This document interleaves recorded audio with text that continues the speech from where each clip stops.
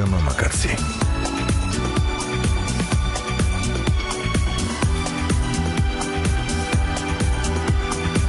მშვიდობისა, მოგესალმებით ყველას. Წალღა FM 102.4 საზოგადოებრივი მაუწყებელი რადიო 1-ში შეგიძლიათ გვიყუროთ. FM 102.4-ზე შეგიძლიათ მოგვისმინოთ ისევ მარტო ხალი ვარ სტუდიაში, იმიტომ რომ ესე იგი მამაკაცი ბატონი ველიჯანაშვილი ორ შაბათიდან შემოგვიერთდება და სამაგიეროდ დღეს ბევრ სტუმართან ერთად ვარ. არ ვიცი თქვენ თუ გსმენიათ ესეთი გამოთქმა, კი გსმენიათ ალბათ, იმიტომ რომ მე ბავშვობაში ამბობდნენ ხოლმე ისეთი კარგი მასწავლებელია, სულ ტაშფანდურით შეგასწავლის. მე არ მეგონა თუ ოდესმე ჩემი ცხოვრების მანძილზე ამ ფრაზას პირდაპირ მნიშვნელობით წარმოვთქვამდი სრულიად საქართველოს გასაგონად მაუწყებლის საშუალებით, რომ არსებობენ ადამიანები ნამდვილად, ვინც დაანერგეს ექსპერიმენტული მეთოდით, როგორი მეთოდი ამას ყოველთვის უფრო დაწვრილებით გავიგებთ. ენის ტაშფანდურით შესწავლისა. თქვენ ალბათ იცით, რომ ჩვენ ძალიან ესეთი მჭიდრო მეგობრობა გვაქვს გოეთეს ინსტიტუტთან, რომელიც ცნობილია თავისი უსაინტერესო ესი პროექტებით და მე არ ვიცი, რამდენ კრეატივს დებენ ხოლმე და საერთოდ საიდან იფიქრებენ ესეთ რაღაცებს. დღეს ჩვენი გადაცემის თემა ტაშფანდურით შესწავლილი ენა და სანამ ჩვენ სტუმრებს უთარგმნიან ჩვენი არაჩვეულებრივი გოგონები, ქართველი გოგონები, რომლებიც გოეთეს ინსტიტუტის თანამშრომლები არიან და ჩართულები ჩვენს გადაცემაში, მე მანამდე წარვადგენ სტუმრებს. ესე იგი, პირველი ჩვენი სტუმარი, რომელსაც პირველად წარვადგენ, მხოლოდ იმიტომ, რომ ერთადერთი მამაკაცია და ამ შემთხვევაში დავუთმობ მას პირველობას, გოეთეს ინსტიტუტის დირექტორის მოადგილე საშა ფაბრი. მოგესალმებით, საშა, თქვენ ცოტათი ქართული იცით და ძალიან კარგად მომესალმეთ, როდესაც ერთმანეთს შევხვდით. გამარჯობა. Moment ცოტა ლაპარაკობ ინგლისური. ქართულენას. მოგესალმებით, გამარჯობა. გამარჯობა. კი ბატონო. როგორ ხართ? კარგად, დიდი მადლობა. თქვენ ხომ კარგად ხართ? მეც კარგად, გმადლობთ. ხომ არ შეგაწუხათ თბილისურმა სიცხემ? სიცხემ ხომ არ შეგაწუხათ? მე კარგი ვარ. კარგი ხართ ნა. ძალიან კარგი იყო.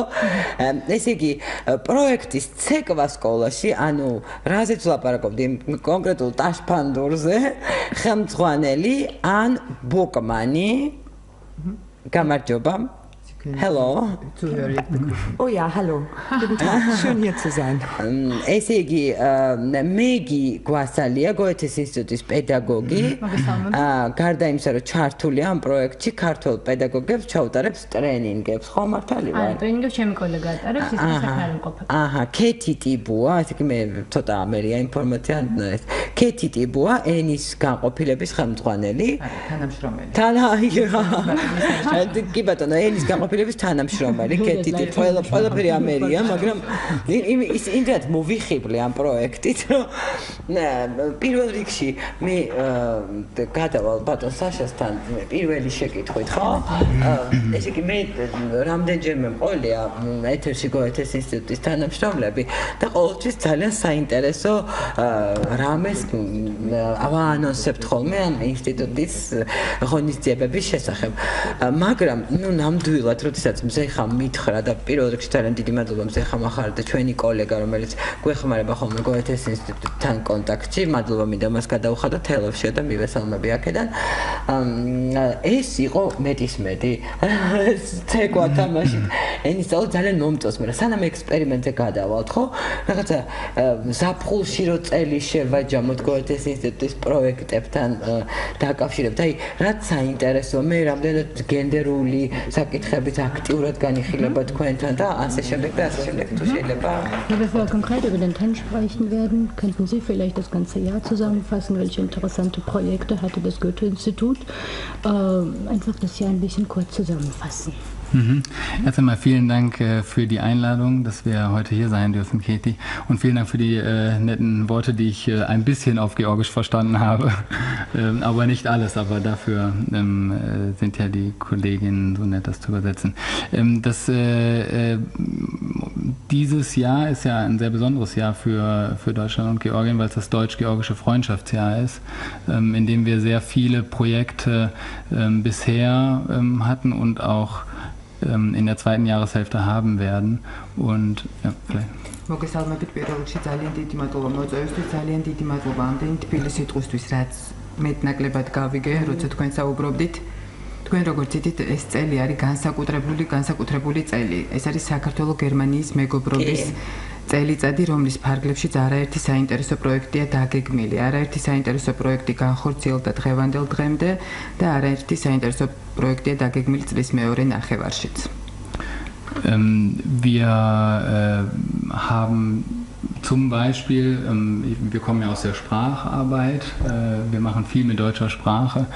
Wir hatten dieses Jahr eine fantastische Ausstellung Umdenken bei uns im Institut, die ganz gut ankam, die den Nachhaltigkeitsgedanken, den wir sehr viel in unseren Projekten haben und hatten, sichtbar gemacht hat. Wir werden dieses Jahr im Kulturbereich zum Beispiel Sascha Walz noch in der zweiten Jahreshälfte haben und da knüpft auch das Projekt an, weswegen wir heute hier sind. ჩვენ გვქონდა მაგალითად ძალიან საინტერესო პროექტი ჩვენ ენის განყოფილებას მივეკუთვნებით, ამიტომ გერმანული ენის რეკლამას ვაკეთებთ ეგრეთ წოდებულად. მქონდა არაჩვეულებრივი გამოფენა ეკოაზროვნება, რომელიც ბავშვებში მდგრადი აზროვნების რომელიც ჩვენ გავაშუქეთ ეთერში გადაცემაში უკვე იყო ეს გაშუქებული სამქალაქში იყო წარმოდგენილი.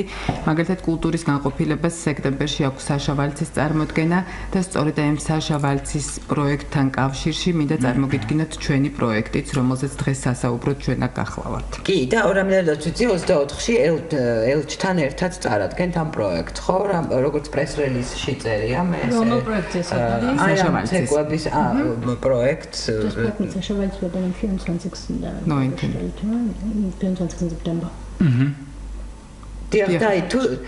თუ შეიძლება ორი სიტყვით კონკრეტულად ამ პროექტზე რომ ვისაუბროთ და მე უკვე თქვენთან გადმოვა. Ein paar Worte zu diesem Projekt sagen von Sascha Walz. Das Projekt von Sascha Walz wird hauptsächlich, denke ich, die Arbeiten, die sie bisher gemacht hatte, in diesem und ich glaube im letzten Jahr aufnehmen und hier zusammenführen, wenn ich das richtig verstanden habe. ეს სხვათა შორის კულტურის განყოფილების პროექტი, ამიტომ ზუსტი ინფორმაცია და მცდარი რომ არა მოგაწოდოთ ჩვენ თქვენ ეს იქნება საშა ვალცი უკვე ბრძანდებოდა საქართველოში, ჩვენ მქონდა უკვე ერთხელ ეს წარმოდგენა და ეს არის რაღაც დასკვნითი წარმოდგენა, რომელიც 24 სექტემბერს იქნება სწორედ ამ მნიშვნელოვანი წლის ფარგლებში. ზუსტ ინფორმაციას უკვე კულტურის განყოფილებად მოგაწვდით, ან ჩვენს ვებგვერდზე შეგიძლიათ იხილოთ. ძალიან დიდი მადლობა. მაშინ მე მეგისთან გადავალ, ხო უკვე? ეს არის ინოვაციური მეთოდი, რამდენადაც მე ვიცი, რომელიც უკვე სამხრეთში, აზერბაიჯანში და რუსეთის სკოლებში რაღაცნაირად მაინც არის აპრობირებული, ჩვენთან იქნება ეს პირველად და ამაში რამდენად არის შედეგიანი, ხო, ადრია რა თქმა უნდა, შედეგზე ლაპარაკი და ორიენტირება, რა თქმა უნდა, არის შედეგი, ხო? საბოლოო ჯამში არის ინოვაციური მეთოდი, რომელიც შეიძლება უკეთესი იყოს. რა მიზნობრივი აუდიტორიისთვის შეიძლება იყოს განკუთვნილი?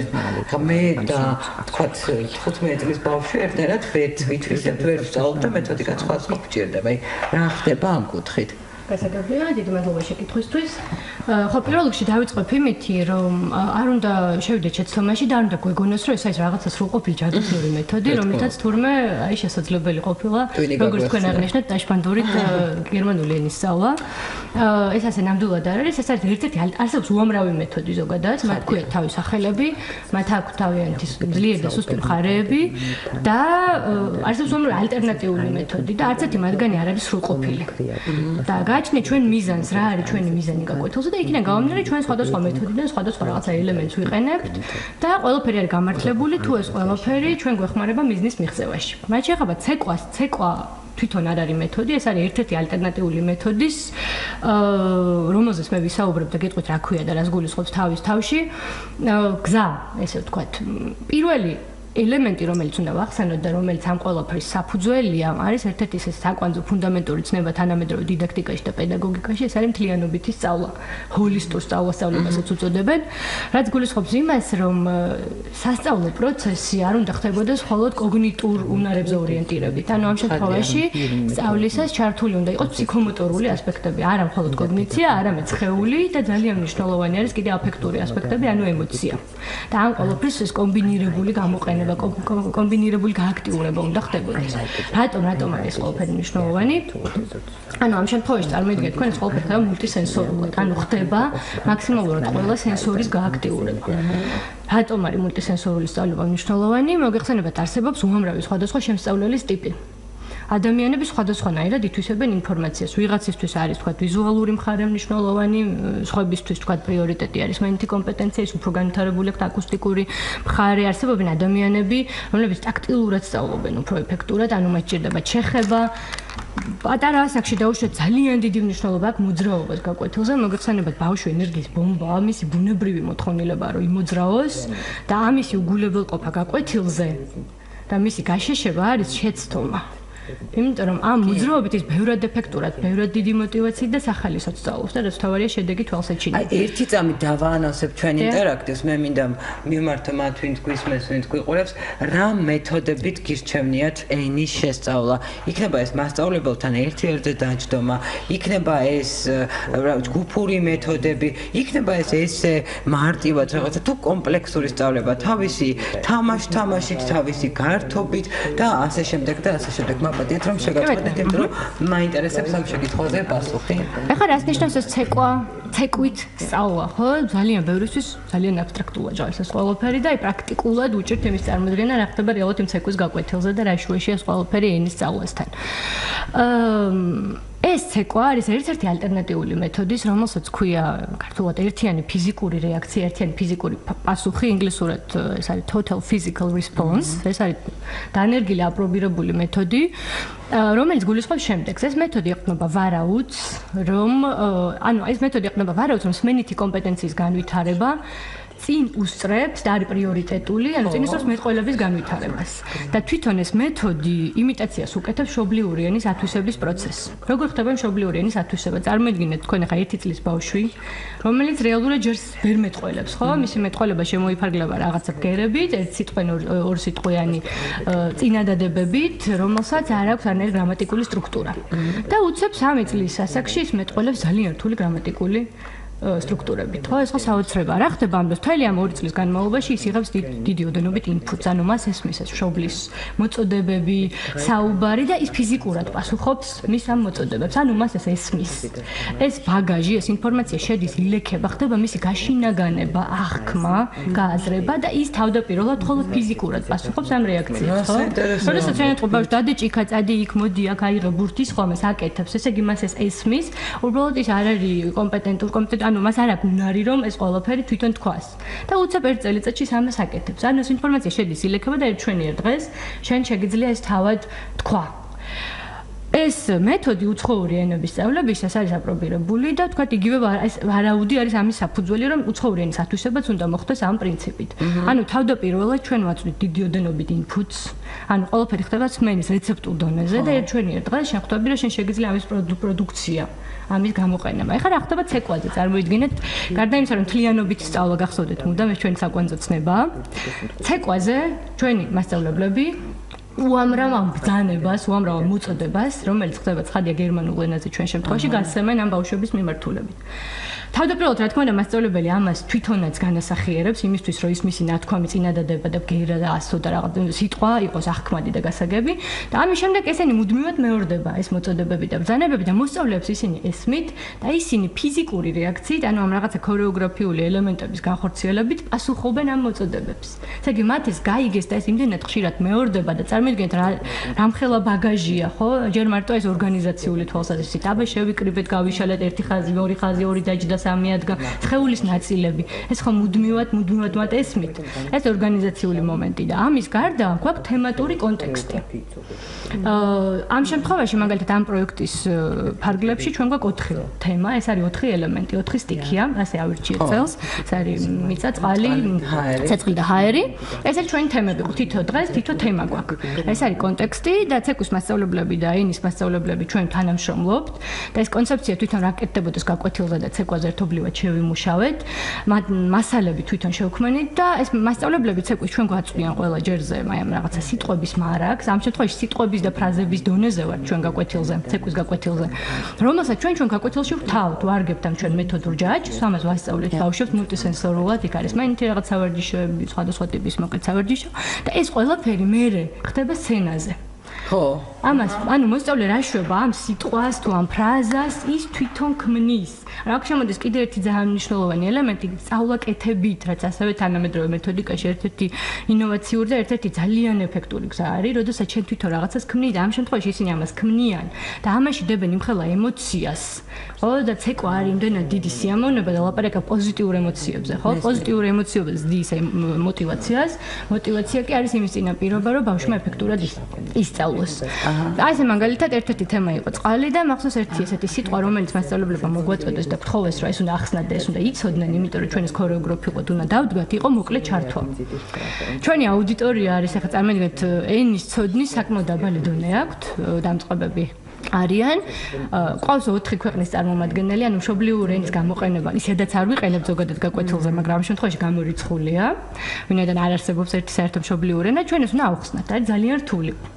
ეხლა ნუ რაღაცნაირად ეს მოკლე ჩართვა დავამუშავეთ და გადავიდეთ სცენაზე როგორ დადგეს ეს მოკლე ჩართვა ანუ იყო რაღაცა კონკრეტული ქორეოგრაფიული ელემენტი რომელთაც მათ ახსნეს ეს მოკლე ჩართვა ესე იგი რატო დამამახსოვრდა ეს სიტყვა ესე განსაკუთრებით იმიტომ რომ როდესაც ყველაფერი დამთავრდა საღამოს ძალიან ბევრი ბავშვი დავინახე რომ დაიარებოდა ეზოში და მოკლე ჩართვის ამ მოძრაობას აკეთებდა და ამ სიტყვას იძახდა ესე იგი იმდენად ემოციური იყო და იმდენად კარგად აღიქვეს ამ სიტყვის სემანტიკური ღირებულება შინაარსი გაიშინა განეს რომ მათ ეს იცოდნენ ანუ აი ეს პატარა მაგალითია იმისი რომ აი შედეგზე გავედით ხო მათ ეს სიტყვა ისწავლეს აი წარმოიდგინეთ ეს ყველაფერი ასე ხდება უამრავი სიტყვა უამრავი ფრაზა რომელსაც ისინი თვითონ დგავენ და ახორციელებენ. და გერმანული ამ შემთხვევაში მათ არ აქვს სტრესი, რატო არ აქვს სტრესი? ეს ძალიან მნიშვნელოვანია. კი, ეგ მინდა და ზუსტად მეკითხა, რომ ყოველგვარი აი ეს ჩაჩუჩინების გარეშე და ესეც ერთ-ერთი მნიშვნელოვანი ნიუანსია მეთოდიკის, რომ გერმანული ენა ამ შემთხვევაში არის არა თავარი მიზანი, არამედ საშუალება, რომელთაც რაღაც კონკრეტულ სხვა ტიპის მიზანს ვაღწევთ თითქოს და ხო, თავარი მიზანი აქ მაინც ცეკვაა მოსავალ წერტილში და ენა არის საშუალება, რომელიც გვეხმარება იმ კონკრეტული მიზნის მიღწევაში. სტრესი იმისი, რომ ბავშვი დაუშვებს შეცდომას არ არის. არ არსებობს ცეკვაში შეცდომა, მით უმეტეს ამ ტიპის ცეკვაში. ხო, რაღაცა სინქრონის იდეალურობაზე არ არის ლაპარაკი. ხადია. თითოეული ამას ასე იგივეს მოკლე ჩართვა, ყველასთვის იყო თავისი, ყველამ თავისი ემოცია ჩადო ამ სიტყვაში, ყველამ თავისებურად დადგა. აქედან გამომდინარე ეს იყო ჩემი მოკლე ჩართვა, ჩემი ვინც ეს დადგა, ხო, იმ მომენტში და შიში იმის რომ მე რაღაც შემეშლება არ არის, მე უბრალოდ მესმის ის სიტყვა მასწავლებლისგან, მე მას აღვიქვავ, ხვდები რას ნიშნავს ვდგავ და ეს მეორდება ბევრჯერ. და შედეგი არის ის რომ მე ეს სიტყვა ბოლოს ვიცი. და მე ვარ ძალიან მოტივირებული. ქალბატონ ანთან გადავალ შეკითხვით 241-91-92 მსმენელი გველდება თუ შეიძლება ვისაც ქართული ანა ვესმის მომიმზადოთ. მოგესალმებით. შეშიბაზაცელი ფრაგი. დილამშვიდობის მოგესალმებით. კითხვა მქონდა შემდეგი სახის პირველად მოგახსენებთ რომ ვარ ყველაფერი გერმანულის დიდი თაყვანისმცემელი. ყოველთვის ჩემ გულშია ალბრეხტ დიურერი, ვაგნერი გრიუნევალდი, ჰერმან ჰესე, გოეთე და კარლ ჰაინც რუმენიგე და გერტ რიუტერი. ისე რომ ყოველთვის გერმანიის ერთგული ვარ და კითხვა მქონდა შემდეგი, აი მომიტევეთ ენასთან დაკავშირებული თლაც არ არის, მაგრამ კულტურასთან არის. აი ვერ აღმოვაჩინე არც YouTube-ზეა, არც Google-ზე 1935 წელს გადაღებული გერმანული ფილმი გონჯები, რომელიც არ არის არც ლენი რეპერსტალის და არც ვერნერ ჰერცოგის და აი ვისია იქნებ გამაგებინონ პატივცემულმა თქვენი ერთადერთი თქვენი იმედიღა დამშეკვლელი. დიდი მადლობა, აი ვკითხავთ ბატონოს დიდი მადლობა, დიდი მადლობა. სახელები დაიმახსოვრე ჩემთვის. Gongjebi, ho. Also es wurde also das war ein Hörer, der für Deutschland ist, der Deutschland bewundert, der Hermann Hesse, Günter Grass und so weiter. Und der sucht jetzt nach einem Regisseur, der den Film gemacht hätte 1935 und der Film heißt die Punjabi, weiß ich auch gar nicht. das die Zwerge, die hässlichsten Zwerge oder ich weiß nicht wie das. Nee, das der Film wurde 1935 und er hat überall gesucht im Internet, auf YouTube, wer da der Regisseur sein könnte, ob sie das zufällig...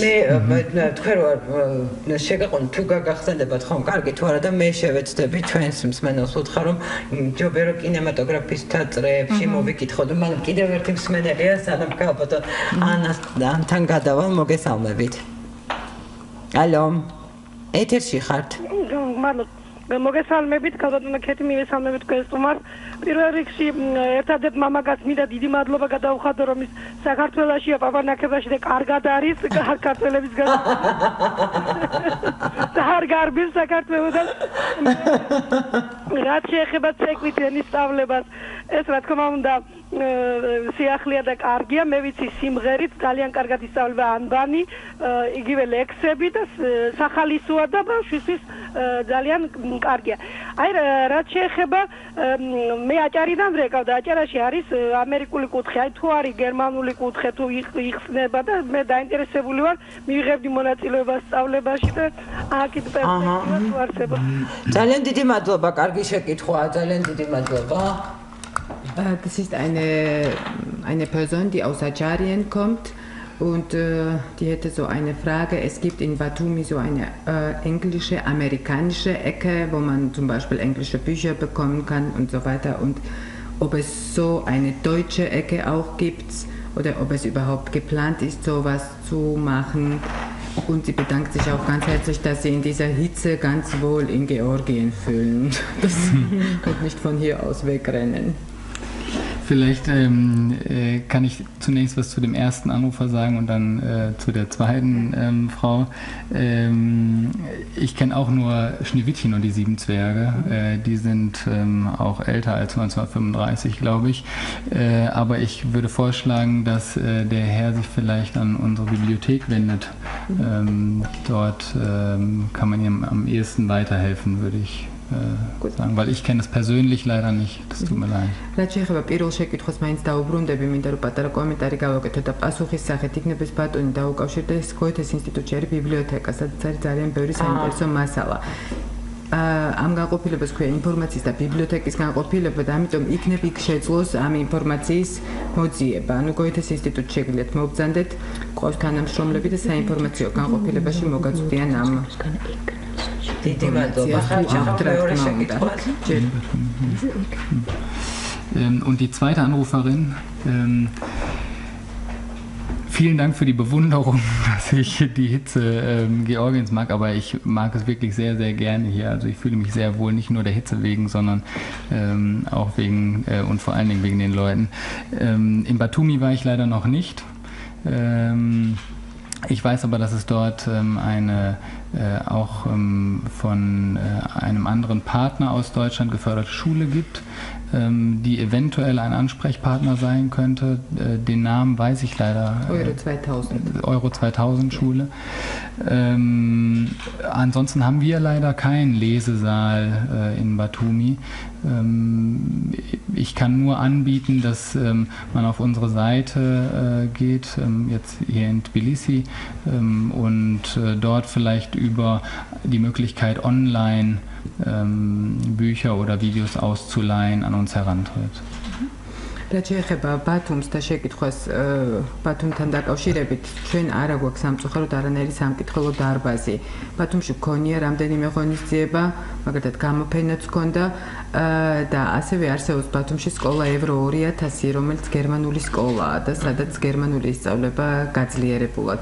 იქნებ იქაც შეეძლოთ თქვენი ინტერესის დაკმაყოფილება ან რაღაც ინფორმაციის მიღება, ან წინააღმდეგ შემთხვევაში ჩვენთან შეგიძლიათ საქართველოში, თბილისში, უბრალოდ გოეთეს ინსტიტუტში წიგნების გატანა და არსებობს ასევე ესეთი პროგრამა, რომელსაც ონლაინ ექვია, სადაც შეიძლება ონლაინ წიგნების და ვიდეო მასალის გვიღება.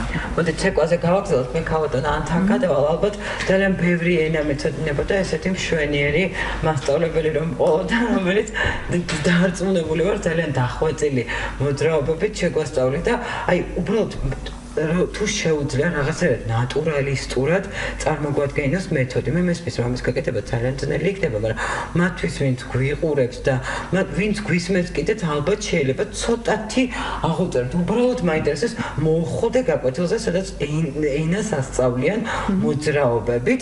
240 242 ეს არის ჩვენი ტელეფონის ნომერი. Vielleicht können Sie jetzt einfach ganz kurz beschreiben, wie man mit Tanz eigentlich lernen könnte und ein bisschen so mit Mimik, so mit einfach zeigen, wie das eigentlich funktioniert. So nicht im Radio. Nee, so einfach mit Händen und einfach so gut erklären, wie das eigentlich sein könnte. So naturalistisch. Ja. Also ganz einfach. Ich zeige jetzt mal ein Zeichen und Sie sagen mir, was es ist. ძალიან უბრალოდ მე თქვენ ახლა გიჩვენეთ რაღაც და მითხარით რა შეიძლება ეს იყოს. გამარჯობა ალბათ. ან ბედნიერია რომ აქ არ ვერ ხვდები. Guten Tag. Oh, nee, das war Sonne. არა, ეს მზე იყო. მზე იყო. ეს მზე. გასაგებია. და ამ დროს სიტყვასაც ამბობს, როდესაც აჩვენებს, ესე ხელით გვაჩვენა მზე და ამ დროს სიტყვასაც ამბობს, Wenn Sie das Zeichen machen, dann sagen Sie das Wort auch gleich dazu? Nein, wir arbeiten ein bisschen anders. Also wir verstehen Tanz auch als eine Form des Lernens, die erstmal Geist und Körper öffnet, also eine Lernbereitschaft oder eine Lust aufs Lernen erstmal herstellt, dadurch, dass die Sinne offen sind. ჩვენ პირველ რიგში მუშაობთ არა კონკრეტულად ცეკვით, არამედ ჩვენ გვინდა რომ გავხსნათ ადამიანები, რომ ისინი გახსნილები იყვნენ სწავლისკენ, სწავლისთვის და გქონდეთ სურვილი სწავლის და არა უშუალოდ ცეკვაზე არ არის ხე მწუთას ლაპარაკი. ხო, მესმის რა თქმა უნდა. არის გახსნა სულიერი, ფიზიკური, რომ ადამიანი მზად იყოს სწავლის. ხო, მაგრამ ეს ხო ცეკვა შეუძლია სულიერ ფიზიკური გახსნა, ხო, მოძრაობას ეს შეუძლია, სხეულის ენას შეუძლია. მე ვფიქრობ ამაზეა, ხო, ძირითადი ორიენტი. Ja, es geht also mehr um Körpersprache sozusagen in diesem. Es geht schon um Sprachaneignung und Wortschatzbildung, aber das ist für uns wie etwas, was nebenher ganz selbstverständlich passiert. Weil zum Beispiel, wenn Sie keine gemeinsame Sprache haben und wir fordern auf als Aufgabe, okay, eure beiden Schultern haben jetzt ein Selbstgespräch, Stufe 1. Und Stufe 2, es trifft sich jemand aus Aserbaidschan und aus Georgien, die haben keine gemeinsame Sprache. Und dann bitten wir sie, okay, eure beiden Schultern unterhalten sich jetzt mal. Sie können sich streiten, Sie können sich ausreden lassen oder Sie können durcheinander reden. აი მაგალითად ჩვენ ყავს რა თქმა უნდა ინტერნაციონალური ბანაკია ეს და არიან მაგალითად სომეხი და აზერბაიჯანელი ბავშვები, რომლებსაც რა თქმა უნდა ერთი საერთო ენა არ აქვთ, რომელზეც მათ კომუნიკაცია შეუძლიათ. ამიტომ ეს ორი ადამიანი ერთმანეთს რო ხვდება, მაგალითად ვაძლევთ დავალებას, რომ მოდით ახლა ესე ვქნათ, რომ თქვენი მხრები ერთმანეთს ესაუბრებიან. მოდით ახლა ესე ვქნათ, რომ თქვენი მხრები ერთმანეთს ეჩხუბებიან. რაღაცა პრობლემა აქვს და პრობლემას არჩევენ. და ეს ბავშვები იწყებენ ფაქტობრივად ხო, ეს მე შევახსენებ ჩვენ მსმენელს, რომ ეს ხდება ბანაკის ფარგლებში, რუსთავში, ბანაკის ფარგლებში, სკაუტების ბანაკის ფარგლებში, დიახ. და ამთავრებთ მსმენელია, მაშინ და მოსმენეთ მოგესალმებით. გამარჯობა. საინტერესო გადაცემა და კარგი სტუმრები გყავთ და დიდი მადლობა. მეც მინდა თხოვნა მექნება თქვენთან. წინა ცხოვრებაში მე ვიყავი გერმანელი და გერმანელი იუველირი. სამწუხაროდ ენა დამავიწყდა ალბათ არ გამოვყვა ამ ცხოვრებაში და შეგიძლიათ მასწავლოთ? აი, რას გულისხმობთ? ანუ სად შეიძლება ვისწავლოთ ენა გოეთეს ინსტიტუტის ფარგლებში? აი, როგორ შეიძლება სად შეიძლება? ოკეი, დიდი მადლობა. აი, ვიდეოები ან რაღაც დიახ, მესმის. აინტერესებს ენის სწავლა თქვენთან. ასევე ტყობა ასაკობრივი ცენზი ხო არა თუ შეიძლება და რა მეთოდით ჯობია ალბათ მე როგორც მივხვდი. Mir ganz passen tu, aber die Frage ist, ein Leser sagt, ich bin von der Natur ein Juwelier, ich bin ein großer Fan von der deutschen Sprache und ich habe große Lust, jetzt im Deutsch zu lernen. Welche Möglichkeiten habe ich dafür? Wie kann ich das machen? Kommen Sie vorbei. გამოგიარეთ გოეთეს ინსტიტუტში. რა თქმა უნდა, ერთ-ერთი ვარიანტია მობრძანდეს ჩვენთან ყველა ასაკის ხალხია. არ არის პრობლემა და ჩვენ დიდი სიამოვნებით გავუწევთ მას. Alter, also an der Stelle Alter und auch fachliche Orientierung, was man macht, spielt für uns keine Rolle. Und das ist auch genau das, was wir gerade eben tun. Herkunft, fachliche Herkunft, Lebensherkunft spielt für uns auch im Tanz in der Schule überhaupt keine Rolle. Wir verbinden, wir bringen Kulturen oder interkulturelle Verständigung oder Kulturen zusammen und interkulturelle Verständigung durch dieses Projekt ganz erfahrbar den Kindern, in dem Fall jetzt Kindern und Jugendlichen bei, in den Kursen, die wir am Institut haben, passiert das jetzt ohne Tanz, aber nur mit Sprache, aber auch dort ist es etwas, was jeglicher handlung von uns eigentlich online კურსები თუ არის რამე ესეც აინტერესებს. აჯერ გადავთარგმნით შეიძლება ანუ გოეთეს ინსტიტუტს არ აქვს არნაირი საზღვრები არც ასაკობრივი არც პროფესიას არ აქვს ჩვენთვის მნიშვნელობა არც ეროვნებას კარიბღია ყველასთვის ერთობა გვაქვს და იგივე ხეს ბანაკი რომელიც რუსთავში მიმდინარეობს მოგეხსენებათ 4 ეროვნების მოსწავლეები არიან და მასწავლებლებიც და აქ არანაირი ბარიერი ანუ არანაირი მნიშვნელობა არ აქვს ეროვნებას ისინი არიან ერთად ყველაფერი ხდება ერთობლიობაში და არის ეს სრული ჰარმონია და ამას ჩვენ ძალიან დიდ მნიშვნელობას ვანიჭებთ და ესეც ერთგვარი ქვემიზანია რომელსაც ემსახურება ეს ბანაკი ამენის და ცეკვის მიღმა რაზეც უკვე ვისაუბრეთ რომ ეს რაღაცა სტერეოტიპები დაინგრეს ეს რაღაცა კლიშეები ეს რაღაცა ნეგატივი რომელიც ხშირად ამ პოლიტიკურ თუ სხვა ტიპის ნიადაგზე ეროვნებებს შორის წარმოიქმნება მასწავლებლის და მოსწავლეების დამოკიდებული ისინი ერთად ცეკვავენ ხო ორი აბსოლუტურად სხვადასხვა თაობა და ეს ერთობა ძალიან მნიშვნელოვანი და ძალიან სასიამოვნოა და ჩვენ ამას ძალიან დიდ ყურადღებას ხო აი ონლაინ კურსებზე თუ შეგიძლიათ თქვენ მიპასუხეთ თუ არსებობს können Sie auch ein paar Worte über die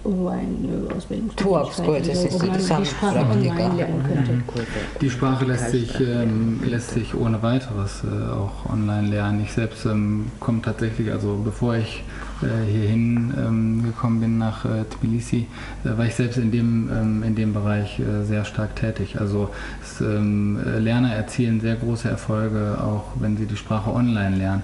Wir selber bieten in Tbilisi momentan keine reinen Online-Kurse an, also man muss auch immer zu uns ans Institut kommen, aber es gibt Kurse, in denen wir teils Präsenz, teils Online-Phasen miteinander verzahnen, auch sinnvoll miteinander verzahnen und zu guten Erfolgen dort kommen. Also es lässt sich leider nicht mit Tanz, also online tanzen habe ich jetzt noch nicht gehört, nee. Aber vielleicht kommen wir da noch hin. Naja, tanzen kann man nicht durch Lesen lernen, da braucht man immer Menschen, das geht von Mensch zu Mensch.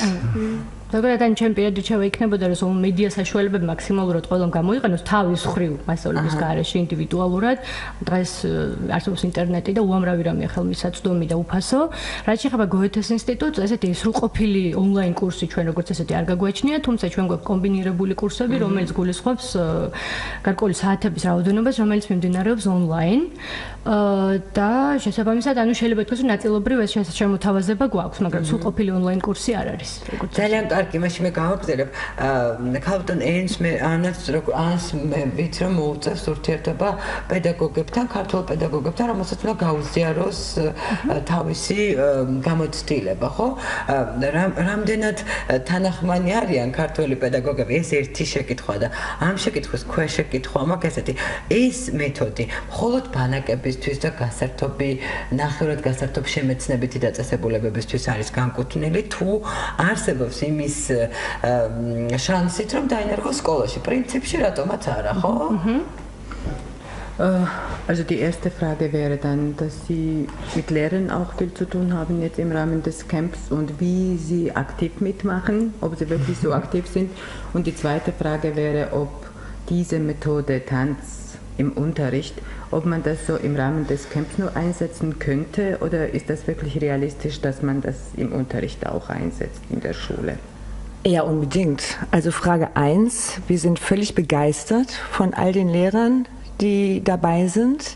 Das ist völlig egal, wie alt sie sind, wie beweglich, wie viel Vorerfahrung. Sie sind 100%ig dabei. Sie sind auf Augenhöhe mit ihren Schülern. Die tanzen mit ihren Schülern. Und es gibt überhaupt keinen Unterschied, ob sie jetzt ein Englischlehrer aus Aserbaidschan sind oder ein Deutschlehrer aus Georgien. Sie sind alle zusammen. თქვენ მართალი ბრძანდებით მე შეხება მაქვს მასწავლებლებთან ბანაკის ფარგლებში არა მარტო ქართველი, არამედ სომეხი, აზერბაიჯანელი, რუსი მასწავლებლები იღებენ მონაწილეობას და ისინი ისევე აქტიურად არიან ჩართული ცეკვაში და ისე აქტიურად მოძრაობენ როგორც ბავშვები. არ აქვს მნიშვნელობა ასაკს, არ აქვს მნიშვნელობა ისი პედაგოგია, რომელი ქვეყნიდან არიან, მართლა ბავშვებს გაუთანაბრდნენ. ანუ კარგად მიიღეს პედაგოგებმა ძალიან გაუტოლდნენ, გაუთანაბრდნენ და ბავშვების დონეზე დავიდნენ, ესე ვთქვათ, თამაშობენ, ცეკვავენ და ყოველ შემთხვევაში აქტიურები არიან ბანაკის ფარგლებში, ისე როგორც საჭიროა. რაც შეეხება ჩემს შეკითხვის მეორე ნაწილს, რამდენად შეიძლება ეს გახდეს სწავლების, მოდი ესე ვიტყოდი, ეგრეთ წოდებული სერიოზული მეთოდი, ახლა დარწმუნებული ვარ, რომ ვინც გვისმენს, 100-დან 90% მაინც გაიფიქრებს, რომ ადამიანებს ცოტათი გვიჭირს რაღაცა ახლის მიღება. მე რა თქმა უნდა დანერგილი ახალი უკვე ძალიან კარგად მუშაობს ჩვენზე, მაგრამ დასაწყისისთვის ცოტათი სკეპტიკურად ვუყურებთ. მე კი მომწონს ეს ყველაფერი, მაგრამ იმაჩვენე რომ ერთ-ერთ მეთოდად შეიძლება ეს ყველაფერი განვიხილოთ და არა ვთქვათ ერთადერთ მეთოდად, ხო? კი, ალბათ კარგია რომ მეგიპასუხოთ ამ შეკითხვაზე, იმიტომ რომ მე გოეთეს ინსტიტუტის მიღმა ერთ-ერთი სკოლის პედაგოგი ვარ, მე ფსიქოლოგიის სკოლაში ვარ და ესე იგი ძალიან აქტიურად ვიყენებ ამ მეთოდს, მინდა გითხრათ, ახლა ამ ქორეოგრაფიულ ელემენტებს და მოძრაობას, ჩემთვის განსაკუთრებით დაბალ კლასებში ამას ენიჭება საკვანძო მნიშვნელობა, იმიტომ რომ როგორც გითხარით, ბავშვების ბუნებრივი მოთხოვნილება რომ ისწავლონ მოძრაობით. ისინი ენერგიის ბომბასავით არიან და ეს ენერგია სადღაც უნდა წავიდეს და ბავშვი რომელიც საკლასო ოთახშია დილიდან ხშირ შემთხვევაში 5 საათამდე არ შეიძლება რომ ყავდეს მუდმივად ჯდომიარე რეჟიმში. არსებობს გარკვეული სასწავლო შინაარსები, რომლებიც განსაკუთრებით კარგად იძლევა საშუალებას რომ აი ამ მეთოდს მოვარგოთ. აი მაგალითს მოგიყვანთ, ალბათ მაგალითებით ყოველთვის უფრო მარტივია ხოლმე იმის ახმა ძალიან აბსტრაქტულად რო არ ვისაუბროთ ამ ყველაფერზე. აი დავუშვათ გაკვეთილის თემა რო იყოს ემოციები, ხო? აი რაღაცა ადამიანის დახასიათება. დავუშვათ ჩემი გაკვეთილის მიზანია რომ გაკვეთილის ბოლოს ჩემი მოსწავლეებს შეეძლოთ ადამიანის დახასიათება. ამისთვის რომელი სასწავლო შინაარსები მჭირდება? პირველ რიგში ზედსართავი სახელები, ხო? ლექსიკის დონეზე მჭირდება ზედსართავი სახელები, რომლითაც მათ ამას შევძლებთ დავახასიათებ ადამიანს. წარმოგიდგენთ ახლა თქვენ რომ ეს ზედსართავი სახელები, რომელიც მე უნდა ამ ბავშვებს ვასწავლო, გაცდეს ფურცლის კალმის და წიგნის დონეს და შემოვიდეს აქ მოძრაობა. ძალიან მარტივი წარმოსადგენია და არიგებთ ამ ზედსართავ სახელებს, იქნება ეს ჯგუფებში, წყვილებში თუ ინდივიდუალურად და ეტყვით, რომ აი გაძლევ მე შენ დროს, მოიფიქრე, მოამზადე და დადგიეს ყველაფერი. დამანახე რა არის შენთვის გაბრაზება. დამანახე რა არის შენთვის ბედნიერება. და ამის ძალიან კარგად ჩვენება შეიძლება ჩართული იქნება ჟესტიკულაცია, მიმიკა, სრული სხეული და წარმოგიდგენთ ახლა რამდენი რაღაც წარმოგიდგენთ ალბათ თვალწინ როგორ შემიძლია მე გამოვხატო გაბრაზება და ავაბაკუნო ფეხებით, რაღაცა მოვიღუშო წარბები შევაერთო მუშტებით და შეიძლება ძალიან სახალისოდ მოფიქრება და უშუალოდ აი სხვადასხვა ზედსართავის სახელები რომ მივცეთ სხვადასხვა ჯგუფებს ისე რომ არ უთხრათ ვის რომელი აქ და მათ დაველება რომ იყოს ეს ყველაფერი დადგან პანტომიმურად ან ქორეოგრაფიულად და მეორე ჯგუფის მიზანი იყოს გამოიხსნონ ეს ემოცია ხო აი უამრავი რაღაცის მოფიქრება შეიძლება და შემოქმედებითად გამოყენება ეხლა წარმოგიდგენთ ესეთი გაკვეთილი ველოსიპედი არ არის ჩვენ ბავშვებში თამაშობდით ასოციაციობრივად დაახლოებით მთლიანობით სწავლაზე საუბრობდა ჯერ კიდევ პესტალოცი წარადგინეთ 18 საუკუნეა და ჰუმბოლტი ამბობდნენ რა რომ სწავლა უნდა ხდებოდეს გულით, თავით და სხეულით. ანუ ამ შემთხვევაში ბერემდე ჩვენ ვამბობდით მაგრამ აუცილებლად. ანუ აქედან გამომდინარე ძალიან მნიშვნელოვანია ეს ყველა რესურსი თანაბარ მნიშვნელოვანი გამოყენება. ბევრად შემოქმედებითი და სახალისო იქნება პროცესი. წარმოგიდგენთ რა დონეზე არის ჩართული აქ ბავშვის ემოციური მხარე, რომელიც ამას დგავს.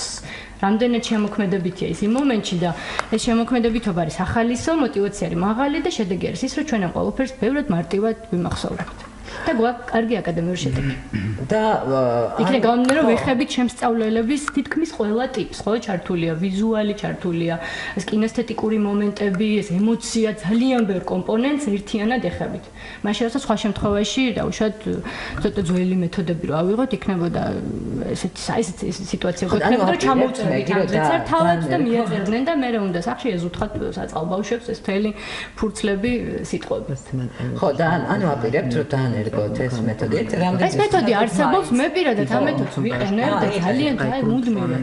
ჩემ გაკვეთილზე მოძრაობას მით უმეტეს დაბალ კლასებში ენიჭება ძალიან დიდი მნიშვნელობა, ეს ძალიან მნიშვნელოვანი და მე მგონი ახსენით რატომ არის ძალიან მნიშვნელოვანი. კი, ნამდვილად, იმიტომ რომ მე მახსოვს ჩვენ როცა ეთერში შემოვდიოდით, თქვენ თქვით რომ 50 წუთი ძალიან ბევრი დრო იყო გადაცემისთვის და მე მინდა გითხრათ რომ ისე გავიდა აქედან 47 რომ ჩვენ ვერ მოვასწარით უპასუხოთ რამდენიმე მსმენელს, ვერ მოვასწარით უპასუხოთ გადაცემის ჩატში შემოსულ უამრავ შეკითხვას. მე ძალიან დიდი თარგმნეთ და მე გავაგრძელებ. Also es wurde jetzt erwähnt, dass wir am Anfang gesagt hätten, dass 50 Minuten ziemlich lange wäre für dieses Gespräch. Und eigentlich sind jetzt 47 so vergangen, dass wir auf 3 Anrufe nicht antworten könnten und eigentlich vielleicht nicht so ausführlich oder die Information jetzt, ja. მე მინდა ძალიან დიდი მადლობა გადავხადოთ ჩემს სტუმრებს და გავიმეორებ, რა თქმა უნდა, ეხლა შევეცდები რომ შეცდომოდ გავაკეთო ყველაფერი. გოეთეს ინსტიტუტის დირექტორის მოადგილე საშა ფაბრი, ძალიან დიდი მადლობა ბატონო საშა გადაცემაში სტუმრებისთვის. პროექტის ცეკვა სკოლაში ხელმძღვანელი ან ბოკმანი, ძალიან დიდი მადლობა ქალბატონო ან სტუმრობისთვის. ძალიან დიდი მადლობა მეგო გვასალიას გოეთეს ინსტიტუტის პედაგოგს, რომელიც გვეხმარებოდა ასევე თარგმნაში და ძალიან დიდი მადლობა ქეთი ტიბუას, ენის განყოფილების წარმომადგენელს. ძალიან დიდი მადლობა თქვენ.